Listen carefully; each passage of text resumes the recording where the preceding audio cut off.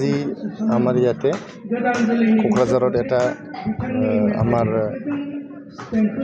Group এটা আছে, এইটো হ'ল ফিটিকা গ্ৰুপ, আৰু এটা আছে কোকৰাঝাৰ এমপ্লয়িজ এছ'চিয়েশ্যন, যিবিলাক চাকৰিয়াল আছে তেখেতসকলে নিজৰ সৃষ্টিৰাজিটো মানে চলাই নিয়াৰ কাৰণে, আগুৱাই নিয়াৰ কাৰণে তেখেতসকলে এটা গ্ৰুপ বনাইছে।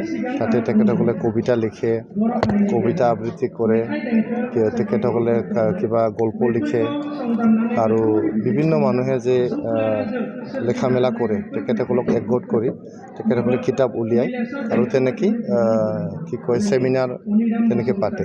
তো আজি আমাৰ বড়ো সমাজৰ যিজনে প্ৰথম মানে গ্ৰামোফোন ৰেকৰ্ডিং কৰিছিলে, তেখেতে বড়ো গান পাব্লিছ কৰি উলিয়াইছিলে। এটা আমাৰ গোসাইগাঁও অঞ্চলত এই গৈবাৰী গাঁৱৰ নীলেশ্বৰ ব্ৰহ্ম, তেখেতক জেহেলাও বুলিও মানে টাইটেল দিয়া হৈছে বড়োত, জেহেলাও মানে হিৰো।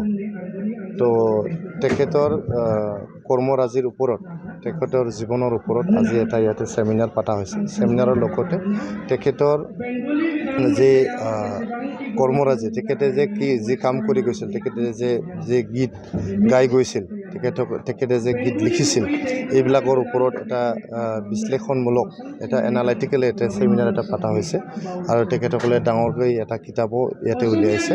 তো বহুত ভাল এটা অনুষ্ঠান তেখেতসকলে ইয়াতে পাতিছে। ইয়াতে অংশগ্ৰহণ কৰি মই নিজকে সৌভাগ্য বুলি মই ভাবিছোঁ।